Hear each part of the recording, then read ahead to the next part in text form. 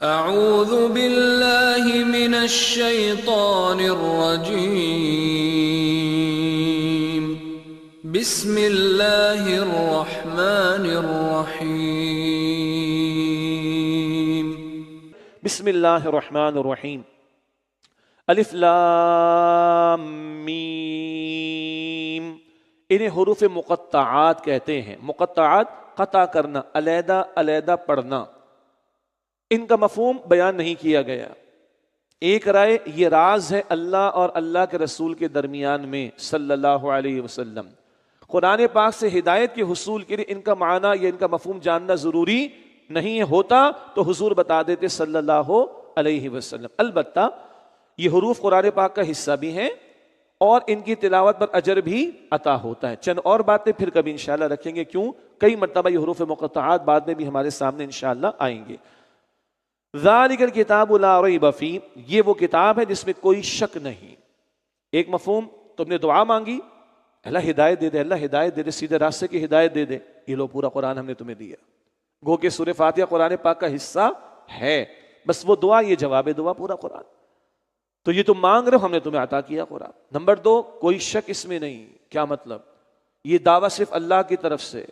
دنیا کا بڑے سے بڑا تھیسس ہو، بڑی سی بڑی پی ایچ ڈی کی ریسرچ ہو جائے، اس کے بعد بھی ریفیوٹ ہو جاتا ہے معاملہ. بڑے بڑے سائنٹیفک فیکٹس اسٹیبلش ہوئے، ریفیوٹ ہو گئے بعد میں. کوئی دعویٰ نہیں کرتا کہ بھائی یہ چیلنجیبل نہیں ہے کبھی بھی. یہ دعویٰ صرف اللہ کی طرف سے ہے کہ ذالک الکتاب لا ریب فیہ، یہ وہ کتاب ہے جس میں کوئی شک نہیں. اس یقین کے ساتھ اللہ تعالیٰ اس قرآن پاک کا آغاز ہمارے سامنے رکھ رہا ہے کہ اس کے مضامین، اس کے احکامات، اس کی رہنمائی، اس کی ہدایت، اس کا سچ ہونا، اس کا پرفیکٹ ہونا، اس سے کوئی شک نہیں ہے. اور ایک اور پہلو بھی، ذالک الکتاب، یہ جو پچھلی کتابوں میں سلسلہ چلا آیا آخری پیغمبر محمد مصطفیٰ کے بارے میں صلی اللہ علیہ وسلم بشارات کا، بالخصوص یہود کے ہاں، اور اولڈ ٹیسٹمنٹ میں تورات میں مفسرین نے وہ آیات بھی نقل کی. تو پچھلی کتابوں میں جو ذکر آخری پیغمبر اور آخری کتاب کا چلا آیا ہے، یہ وہی قرآن محمد مصطفیٰ علیہ السلام کو عطا ہوا. یہ بھی ذہن میں رکھیں. مدینہ شریف میں یہودیوں سے بھی سابقہ پیش آیا. یہود کے 3 قبائل وہاں تھے، ان سے بھی ڈسکشن ہوگا. ان کو بھی بتایا جا رہا ہے وہ کتاب آ گئی. اور مجموعی اعتبار سے دعا مانگی صراط مستقیم کے لیے، کتاب ہم تمہیں عطا کر رہے ہیں.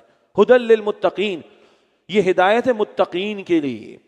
البقرہ کی آیت 185 میں ہم پڑھیں گے ھدی للناس، سارے انسانوں کے لیے ہے، کوئی ایشو نہیں، ساروں کے لیے ہے. لیکن ملے گی کن کو؟ جن میں تقویٰ ہوگا.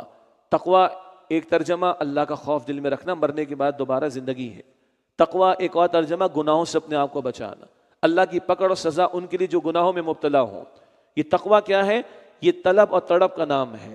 بندہ پھونک پھونک پر قدم اٹھاتا ہے، پھونک پھونک کر قدم اٹھاتا ہے کہ اللہ مجھ سے ناراض نہ ہو جائے. تو اللہ کو جو پانا چاہتا ہے، اللہ کو جو پلیز کرنا چاہتا ہے، اللہ کی جو رضا حاصل کرنا چاہتا ہے، جس میں طلب ہوگی نا، اس کو قرآن سے ہدایت ملے گی. اور رمضان کے روزوں کا ایک حاصل کیا ہے؟ لعلکم تتقون. البقرہ یہ آیت 183 میں لعلکم تتقون، روزوں کا حاصل کیا ہے؟ تاکہ تم میں تقویٰ پیدا ہو جائے. اللہ اپنے متقی بندوں میں ہمیں شامل فرمائے. متقین کی صفات کا بیان، الذین یؤمنون بالغیب. نمبر 1، جو غیب پر ایمان رکھتے ہیں. دنیا میں ہم کہتے ہیں ورلڈ ویو، او بھائی وہ پوری یونیورس کا ویو رکھتے ہیں. یہ دنیا تو چھوٹا سا ذرہ ہے اس پوری کائنات میں. ان سین، نہ نظر آنے والی حقیقتوں پر ان کا ایمان. اس یونیورس جو کہ ایکسپینڈنگ ہے، 4% بمشکل ہم نے ایکسپلور کیا ہوگا، بمشکل، اور یہ ایور ایکسپینڈنگ ہے. اور ان کا ورلڈ ویو بہت بڑا ہوتا ہے. یہ ایمان والے شارٹ سائٹڈ نہیں ہوتے، یہ ظاہر کی دنیا میں کھو نہیں جاتے. بڑا ویژن ان کے سامنے ہوتا ہے. الذین یؤمنون بالغیب، وہ غیب پر ایمان رکھتے ہیں. اور ویقیمون الصلاۃ، اور نماز قائم کرتے ہیں. ایمان دل میں ہوگا تو عمل ثبوت پیش کرے گا. اور پہلا ہی تقاضا ہر چند گھنٹوں بعد روزانہ کیا ہے؟ نماز نماز نماز قائم کرنا، آداب کے ساتھ. تفسیر اپنے مقام پر آتی رہے گی. وَمِمَّا رَزَقْنَاهُمْ يُنْفِقُونَ، اور جو رزق ہم نے انہیں عطا فرمایا ہے اس میں سے وہ اللہ کی راہ میں خرچ کرتے ہیں. دل بڑا ہوتا ہے ان کا. ہاں، مال کی محبت میں ڈوبے ہوئے نہیں ہوتے، قانون نہیں ہوتے، یہ بخیل کنجوس نہیں ہوتے. ان کا دل بڑا ہوتا ہے. مخلوق خدا کے کام آنا، راہ خدا میں خرچ کرنا. اور پھر جان بھی لگاتے ہیں اللہ کی بندگی کے لیے. نماز، مال بھی لگاتے اللہ کی بندگی کے لیے، زکوٰۃ اور انفاق وغیرہ، جس کی تفصیل آتی رہے گی انشاءاللہ۔ والذین یؤمنون بما انزل الیک، اور جو لوگ اس پر ایمان رکھتے ہیں جو آپ صلی اللہ علیہ وسلم کی طرف نازل فرمایا گیا، وما انزل من قبلک، اور اس پر بھی جو آپ سے پہلے نازل فرمایا گیا۔ یہ شارٹ سائیڈڈ نہیں ہوتے، تنگ نظر نہیں ہوتے، ہاں ان کا دل، ان کا دماغ بڑا وسیع ہوتا ہے۔ ہر دور میں جو ہدایت اللہ نے پیغمبروں کے ذریعے بھیجی، سب پر ان کا ایمان کیوں؟ ان کے نزدیک انسانیت کی سب سے بڑی نیڈ کیا ہے، سب سے بڑی ضرورت کیا؟ ہدایت۔ تو دل بڑا وسیع ہے، ذہن بڑا وسیع ہے۔ ہم مسلمانوں پر خواہ تنگ نظر ہونے کے الزامات لگائے جاتے ہیں، نہ، جو آپ پر نازل کیا گیا اس پر، اور جو آپ سے پہلے نازل فرمایا گیا اس سب پر ایمان ہے۔ یہ ہے ایمان والوں کا ویژن بہت کلیئر، اور ان کا دل بڑا وسیع۔ ہر دور میں جو ہدایت اللہ نے بھیجی اس پر ایمان۔ ہاں، یہ نہیں فرمایا جو آپ کے بعد نازل ہوگا، نوٹ کیجئے، یہ ختم نبوت کی دلیل ہے، یہ ختم نبوت کی دلیل ہے۔ جو آپ سے پہلے نازل ہوا، جو آپ پر نازل ہوا اس پر ایمان، آپ کے بعد کا ذکر نہیں ہے، تو آپ پر آنے والا آخری کلام قرآن حکیم، اور یہ ختم نبوت کی بھی دلیل آ گئی۔ وَبِالْآخِرَةِ هُمْ يُوقِنُونَ، اور آخرت پر تو وہ یقین رکھتے ہیں۔ پہلے ایمان آیا لفظ غیب کے ساتھ، آخرت کے لیے کیا آیا؟ یقین۔ کیوں؟ جتنا یقین آخرت کا ہوگا اتنا بندہ سیدھا ہوگا۔ موت کا یقین، قبر کی زندگی، برزخ کی زندگی، حشر کا میدان، حساب کتاب، accountability on the day of judgement, اور پھر نتائج کا معاملہ، جس کو یہ کلیئر ہوگا، ادھر زندگی با کردار بندہ ہوگا، وہ اعمال اس کے درست ہوں گے، لوگوں کے لیے وہ نفع کا باعث ہوگا۔ وَبِالْآخِرَةِ هُمْ يُوقِنُونَ، اور آخرت پر تو وہ یقین رکھتے ہیں۔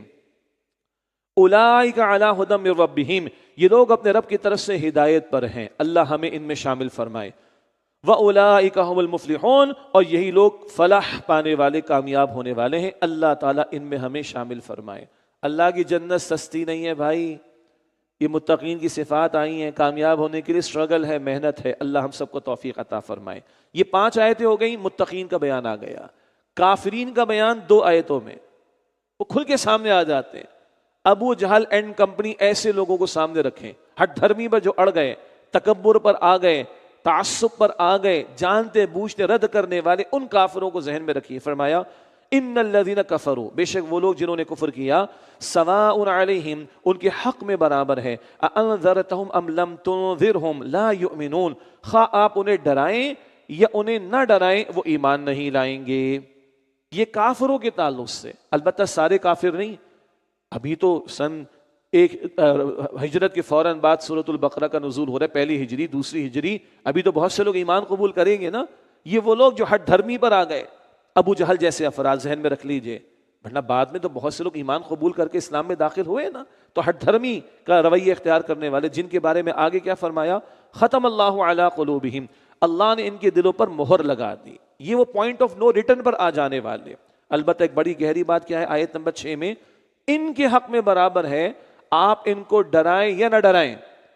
توجہ سے، اللہ کے رسول کو فرمایا جا رہا ہے ان کافروں کے حق میں برابر ہے، آپ ڈرائیں نہ ڈرائیں۔ یہ نہیں فرمایا کہ آپ کے حق میں برابر ہے، آپ دعوت کا کام جاری رکھیں، جس میں ذرا رمق ہوگی وہ قبول کر لے گا۔ تو دین کی دعوت کا کام کرنے والوں کو نتیجوں کی فکر نہیں کرنی چاہیے، ان کا اجر، ان کی محنت کا اجر اللہ کے ہاں گارنٹیڈ اور محفوظ ہے۔ اب فرمایا ختم اللہ علی قلوبہم، اللہ نے ان کے دلوں پر مہر لگا دی، وعلی سمعہم، اور ان کے کانوں پر مہر لگا دی، وعلی ابصارہم غشاوہ، اور ان کی آنکھوں پر پردہ پڑا ہوا ہے، ولہم عذاب عظیم، اور ان کے لیے بڑا عذاب ہے۔ اللہ نے مہر لگا دی، یہ اللہ کے قانون ہدایت کی آخری شق کا بیان ہے۔ اللہ کا قانون ہدایت جا بجا قرآن پاک میں ہے، ہدایت کی طلب ہوگی ہدایت ملے گی۔ سورہ شورى آیت نمبر 13 میں ہے، یہدی الیہ من ینیب، اللہ ہدایت اسے دیتا ہے جو اللہ کی طرف رجوع کرنے والا ہو، جو خود ٹیڑھا ہوگا اللہ ٹیڑھا کر دے گا اس کو۔ سورہ صف آیت نمبر 5، فلما زاغوا ازاغ اللہ قلوبہم، جب وہ خود ٹیڑھے ہوئے تو اللہ نے ان کے دلوں کو ٹیڑھا کر دیا۔ تو طلب سچی ہو ہدایت ملے گی، اور اندر بگاڑ آ جائے، طلب نہ ہو تو سورہ لہب ملتی ہے، لعنت ملتی ہے پھر اللہ کی طرف سے۔ تو بندہ جس طرف چلے گا اللہ ادھر چلا دے گا، جو چلنا ہی نہیں چاہتا، ہر دھرمی پر آ جائے، تکبر تعصب پر ڈٹ جائے، تو پھر یہ اسٹیج آتی ہے کہ ختم اللہ علی قلوبہم وعلی سمعہم وعلی ابصارہم غشاوہ، اللہ نے ان کے دلوں پر اور ان کے کانوں پر مہر لگا دی ہے، وعلی ابصارہم غشاوہ، اور ان کی آنکھوں پر پردہ پڑا ہوا ہے، ولہم عذاب عظیم، اور ان کے لیے بڑا عذاب ہے۔ اگلے رکوع میں 13 آیات ہیں اور منافقین کا بیان آ رہا ہے۔ یہ بڑا خطرناک گروہ ہے۔ ایک سچے پکے ایمان والے بالکل کھل کر سامنے جانے دے رہے ہیں اللہ کے رسول کے ساتھ صحابہ کرام رضی اللہ تعالی عنہم اجمعین وصلی اللہ علیہ وسلم۔ ایک پکے کھلے کافر ہیں، ابو جہل ہے، قتل ہوا نا بدر میں، کھل کر سامنے آ گیا۔ ایک ہے منافقین، آستین کے سانپ، ان کا بھی نام نہیں لیا گیا، کردار آ رہا ہے سامنے۔ کیوں؟ ابھی مدنی زندگی کا آغاز ہے نا، سورۃ البقرہ کا نزول، بعد میں سورہ نساء میں، سورہ توبہ میں، درمیان میں سورہ نور، سورہ آداب، جو ریولیشن کا آرڈر ہے ترتیب نزولی میں جو صورتیں بعد میں آئیں مدنی دور میں، ان پر منافقین کے نام لے کر بھی اللہ تعالیٰ نے سرزنش فرمائی ہے۔ اور یاد رکھیے گا، منافقین کلمہ پڑھتے تھے، منافقین کلمہ پڑھتے تھے، باجماعت نمازوں میں آتے تھے رسول اللہ کے دور میں علیہ السلام، لیکن مسئلہ کیا ہوا؟ دنیا کی محبت میں ڈوبے تو دین کے تقاضوں سے بھاگے۔ دنیا کی محبت میں ڈوبے، کلمہ پڑھنے والے تھے، نمازوں میں آنے والے تھے، دنیا کی محبت میں ڈوب کر فرار اختیار کرنے والے بنے۔ ان کو قرآن منافقین کہتا ہے۔ ابھی نام نہیں لیا منافق کہہ کے، تاکہ جو سنبھلنا چاہے وہ سنبھل جائے۔ اب اللہ مجھے اور آپ کو بھی سنبھالے، اللہ ہمارے دلوں کو نفاق سے پاک رکھے۔ یہ پورا قرآن جب گزریں گے نا تو ہلا دیتا ہے خدا کی قسم، یہ قرآن یہ رونگٹے کھڑے کر دیتا ہے، آنسو بہا دیتا ہے خدا کی قسم۔ اللہ وہ تاثیر مجھے اور آپ کو عطا فرمائے۔ ہم یہ نہیں کہہ رہے منافق ہو گئے، معاذ اللہ، یہ نہیں کہہ رہے، یہ احساس رکھیں ہم نفاق کے اندر مبتلا نہ ہو جائیں۔ اب منافقین کا بیان، یہ درمیان میں رہنے والے، اور یہ دو منہ والے، دو رخ والے، کافروں سے بھی بنا کر رکھنا، سچے مسلمانوں سے بھی بنا کر رکھنا، یہ کسی کے نہیں ہوتے، اپنے مفاد کے غلام ہوتے ہیں۔ ان کا بیان فرمایا، وَمِنَ النَّاسِ مَن يَقُولُ آمَنَّا بِاللَّهِ وَبِالْيَوْمِ الْآخِرِ، اور بعض لوگ ایسے ہیں جو کہتے ہیں ہم اللہ پر اور آخرت کے دن پر ایمان لے آئے، وَمَا هُم بِمُؤْمِنِينَ، حالانکہ حقیقت میں وہ مومن نہیں۔ نوٹ کیجئے، اللہ اور آخرت کو ماننے کا دعویٰ ہے، اللہ کہتا ہے ایمان والے نہیں۔ کون سا ایمان مسنگ ہے؟ رسول اللہ پر ایمان صلی اللہ علیہ وسلم۔ یہود کے بھی یہ مسئلہ تھا، کہتے ہیں ہم اللہ اور آخرت کو تو مانتے ہیں، نہ محمد مصطفیٰ کو مانو گے تو مسلمان قرار پاؤ گے صلی اللہ علیہ وسلم۔ منافقین دل سے رسول اللہ پر ایمان نہیں رکھتے تھے، حضور کی اطاعت نہیں کرتے تھے، تو چاہے اللہ اور آخرت کو ماننے کا دعویٰ ہے لیکن ان کے ایمان کو ایکسیپٹ نہیں کیا جا رہا۔ یخادعون اللہ والذین آمنوا، وہ اللہ کو اور ایمان والوں کو دھوکہ دینا چاہتے ہیں، وما یخدعون الا انفسهم وما یشعرون، اور حقیقت میں وہ اپنے آپ ہی کو دھوکہ دے رہے ہیں اور وہ شعور نہیں رکھتے۔ ان کے دماغ میں خناس کیا آ گیا؟ ہم جھوٹے بہانے بنا کر بھاگ لیتے ہیں، بچ جاتے ہیں، اپنی دانست میں سمجھ ہم دھوکہ دے رہے ہیں ایمان والوں کو، یا معاذ اللہ اللہ کو بھی دھوکہ، استغفر اللہ۔ حالانکہ شعور نہیں رکھتے کہ کتنا بڑا گھاٹے کا سودا کر رہے ہیں، دنیا کے چند ٹکوں کی خاطر دین کے تقاضوں سے بھاگ کر یہ آخرت کے عذاب کو اپنے لیے تیار کر رہے ہیں، ان کو اس کا شعور نہیں ہے۔ فرمایا فی قلوبہم مرض، ان کے دلوں میں نفاق کا مرض ہے، فزادہم اللہ مرضا، تو اللہ نے ان کا مرض اور بڑھا دیا۔ خود یہ اسی طرح چل پڑے، اسی طرف اللہ آگے بڑھا رہا ہے۔ اللہ ہمیں محفوظ رکھے۔ وَلَهُمْ عَذَابٌ عَلِيمٌ بِمَا كَانُوا يَكْذِبُونَ، اور ان کے لیے دردناک عذاب اس وجہ سے کہ وہ جھوٹ بولتے تھے۔ وَإِذَا قِيلَ لَهُمْ لَا تُفْسِدُوا فِي الْأَرْضِ، اور جب ان سے کہا جاتا ہے کہ زمین میں فساد نہ مچاؤ، قَالُوا إِنَّمَا نَحْنُ مُصْلِحُونَ، تو کہتے کہ ہم ہی تو اصلاح کرنے والے ہیں۔ نوٹ کیجئے، فساد کی بہت ساری شکلیں ہیں۔ یہ منافقین وہ تھے جو آستین کے سانپ بن کر حزب اللہ، اللہ کی پارٹی، یہ قرآن کے الفاظ ہیں، اللہ کی جماعت، اللہ کی پارٹی کے لوگ، صحابہ کرام، نبی علیہ السلام کی جماعت کو نقصان پہنچا رہے تھے۔ اور یہ جماعت کس لیے کھڑی ہوئی تھی حضور کی؟ اللہ کے دین کے کام کے لیے، اللہ کے دین کی دعوت کے لیے، اللہ کے دین کی سربلندی کے لیے۔ اور یہ آستین کے سانپ اندر بیٹھ کر اس جماعت میں دراڑے ڈالتے تھے، اس کو کمزور کرتے تھے۔ یہ گویا اللہ کی راہ میں رکاوٹیں ڈال رہے ہیں، اور آگے سے کہتے ہم کیا ہیں؟ ہم تو اصلاح کرنے والے ہیں۔ اللہ کا تبصرہ، الا انہم هم المفسدون، آگاہ ہو جاؤ بے شک یہی فساد کرنے والے ہیں، ولکن لا یشعرون، لیکن وہ شعور نہیں رکھتے۔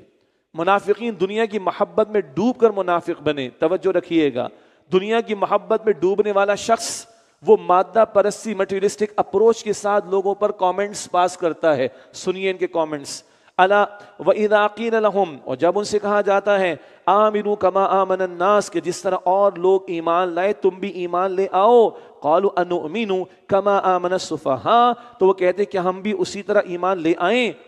جس طرح بیوقوف لوگ ایمان لائے ہیں، اللہ اکبر، حضور کے پیارے صحابہ سچے ایمان والے، وہ جان مال وقت اولاد سب کو لگا رہے ہیں، اور یہ دنیا پرست منافق دیکھ کر کیا کہہ رہے ہیں؟ یہ تو بیوقوف ہیں، ان کو اپنے مستقبل کی، کیریئر کی اور آگے کی فکر ہی کوئی نہیں۔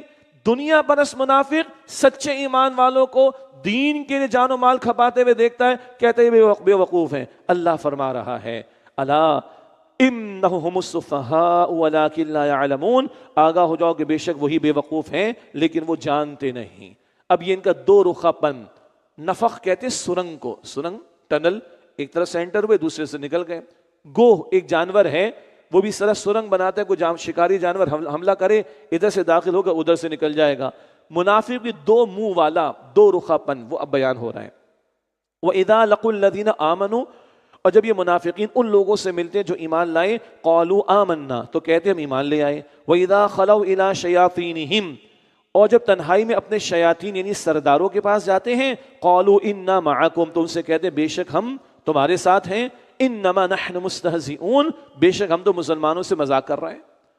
مسلمانوں کے پاس جاتے تھے جھوٹے ایمان کے دعوے لے کے تاکہ ادھر سے بھی بنا کر رکھیں، اور جب پتہ چلتا ان کے یہود کے علماء ایک رائے اور ان منافقین کے سردار عبداللہ بن ابی جیسے لوگ، تو ان کو جا کے کہتے نہیں نہیں ہم تو تمہارے ساتھی ہیں، ہم تو مسلمانوں کے ساتھ مذاق کر رہے ہیں، ہم تو دھوکہ دے رہے ہیں ان کو، ہم تو ان سے بنا کر اپنے مفادات کو محفوظ کرنے کی کوشش کر رہے ہیں۔ اللہ کا تبصرہ، اللہ یستہزئ بہم، اللہ ان منافقین سے اپنی شان کے مطابق استہزاء کرتا ہے۔ یہ بڑا پیارا محتاط ترجمہ ہے، اللہ مذاق تو نہیں کرے گا نا بھائی، استغفر اللہ۔ اللہ اپنی شان کے مطابق ان منافقین سے استہزاء کرتا ہے، فی طغیانہم یعمہون، اور انہیں ڈھیل دیتا ہے کہ وہ اپنی سرکشی میں بھٹکتے، وَيَمُدُّهُمْ فِي طُغْيَانِهِمْ يَعْمَهُونَ، اور اللہ انہیں ڈھیل دیتا ہے کہ اپنی سرکشی میں بھٹکتے رہیں۔ تم نے یہی طے کیا، جاؤ کر لو، تمہارا کیس پورا ہوگا، تمہاری فائل تیار ہوگی، بچنے کا پھر کوئی امکان اللہ کے ہاں نہیں ہوگا۔ فرمایا اولئک الذین اشتروا الضلالۃ بالہدی، یہ وہ لوگ ہیں جنہوں نے ہدایت کے بدلے گمراہی خرید لی۔ فما ربحت تجارتہم، لہذا نہ تو ان کی تجارت نے کچھ نفع دیا، وما کانوا مہتدین، اور نہ ہی وہ ہدایت یافتہ ہوئے۔ کیا کیا انہوں نے؟ دنیا کے چند ٹکے کمانے کی خاطر ہدایت کے راستے کو چھوڑ دیا، تو ان کی تجارت ان کو کچھ نفع نہیں دیا۔ اب ایک اگلی مثال ہے ایک رائے کے مطابق یہ پکے کافروں کے لیے، جو جانتے بوجھتے حق کو قبول کرنے کی صلاحیتیں ترک کر دیں تو پھر ان کو ہدایت نہیں ملتی۔ فرمایا مثلہم کمثل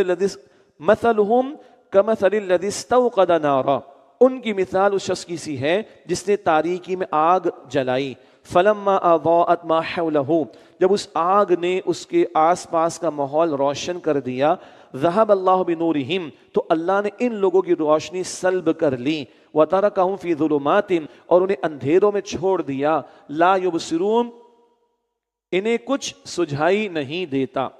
آگ روشن ہوئی، ارد گرد کا ماحول روشن ہو گیا، لیکن کچھ لوگوں کی اللہ تعالیٰ نے بصارت کو سلب کر لیا، ان کی صلاحیتوں کو واپس لے لیا۔ کیا مطلب؟ محمد مصطفیٰ علیہ السلام تشریف لے آئے، گمراہی کے اندھیرے تھے، حضور نے ہدایت کا نور عام کرنا شروع کیا، ہدایت کی روشنی لوگوں کو میسر آ گئی، مگر یہ کون تھے جنہوں نے تکبر تعصب میں مبتلا ہو کر جانتے بوجھتے حق قبول کرنے سے اپنے آپ کو روکا، تو اللہ نے ان کی حق قبول کرنے کی صلاحیت کو ہی سلب کر لیا۔ بہت اہم بات ہے، جس صلاحیت کو استعمال کرتے ہیں وہ زندہ رہتی، وہ ایکٹیو رہتی، اور جس صلاحیت کو استعمال نہ کرے وہ ختم ہو جاتی ہے۔ آج ہم جیسی عمر کے کوئی لوگ بالنگ کرانا چاہیں گے تو شولڈر بیٹھ جائے گا نا، کیونکہ اب یوز ٹو نہیں ہے نا۔ 50-60 والا کوئی میتھس کرنے بیٹھے گا، وہ ٹیچر نہ ہو تو نہیں، اس کی پریکٹس صلاحیت تھی اب ختم ہو گئی، استعمال نہیں کر رہے نا۔ تو حق قبول کرنے کی صلاحیت تم اگر استعمال نہیں کرو گے تو اللہ واپس لے لے گا۔ استغفر اللہ۔ صم بکم عمی فہم لا یرجعون، وہ بہرے گونگے اندھے ہیں تو وہ ہدایت کی طرف رجوع نہیں کریں گے۔ آنکھیں ہیں ابو جہل کی، حق دیکھنے کو تیار نہیں، کان ہیں ابو جہل جیسے لوگوں کے، حق سننے کو تیار نہیں۔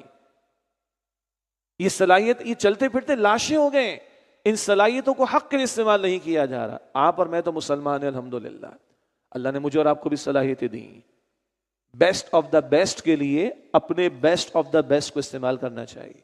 خیرکم من تعلم القرآن وعلمہ، حضور کی حدیث ہے نا، تو میں سے بہترین وہ ہے جو قرآن سیکھے اور دوسروں کو سکھائیں۔ دوسری مثال منافقین کے تعلق سے، کچھ مانتے کچھ نہیں مانتے۔ فرمایا او کصیب من السماء فی ظلمات ورعد وبرق، یا ان منافقین کی مثال ایسے ہے کہ آسمان سے بارش برس رہی ہو جس میں اندھیرے ہوں اور بادل کی گرج ہو اور بجلی کی کڑک ہو. یجعلون اصابعهم فی آذانہم، تو وہ اپنی انگلیاں اپنے کانوں میں ڈال لیتے ہیں. من الصواعق حذر الموت، کڑک کے باعث موت کے ڈر سے. واللہ محیط بالکافرین، اور اللہ کافروں کا احاطہ کیے ہوئے ہے. آسمان سے زور کی بارش برس رہی، یہ ایک اور مثال اللہ دے رہا ہے، اور اس میں بادل کی گرج بھی ہو، اندھیرے بھی ہو، بجلی کی کڑک بھی ہو، تو موت کے ڈر سے یہ اپنے کانوں میں انگلیاں ٹھوس لیتے ہیں. اللہ فرما رہے اللہ ان کافروں کا احاطہ کیے ہوئے ہے. یکاد البرق یخطف ابصارہم، قریب ہے کہ بجلی کی چمک ان کی آنکھوں کی بصارت کو اچک لے جائے. کلما اضاء لہم مشوا فیہ، جب ان پر بجلی چمکتی ہے تو وہ اس کی روشنی میں چل پڑتے ہیں. وَإِذَا أَظْلَمَ عَلَيْهِمْ قَامُوا، اور جب ان پر اندھیرا چھا جاتا ہے تو وہ کھڑے ہو جاتے ہیں. کیا مطلب؟ اللہ کے رسول علیہ السلام پر قرآن نازل ہو رہا ہے، بہت دل کے کانوں سے سنیے. اس قرآن حکیم میں احکامات آ رہے ہیں، نماز کا بھی ہے، زکوٰۃ کا بھی ہے، روزے کا بھی، حج کا بھی ہے، قتال کا بھی ہے، انفاق فی سبیل اللہ کا بھی ہے، اقامت دین کی جد و جہد کا بھی تقاضا ہے. کبھی ہجرت کے بھی مطالبات آئیں گے، مال کھپانے کے مطالبات آئیں گے، کبھی قتال کے مطالبات آئیں گے. اب جب یہ آسمان سے احکامات کا نزول ہو رہا ہے، ان کو جان جاتی دکھائی دیتی.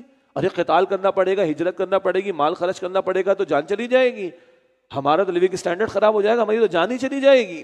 یہ ہے جو دین کے تقاضوں سے دنیا پرست منافقین کو خوف آتا ہے.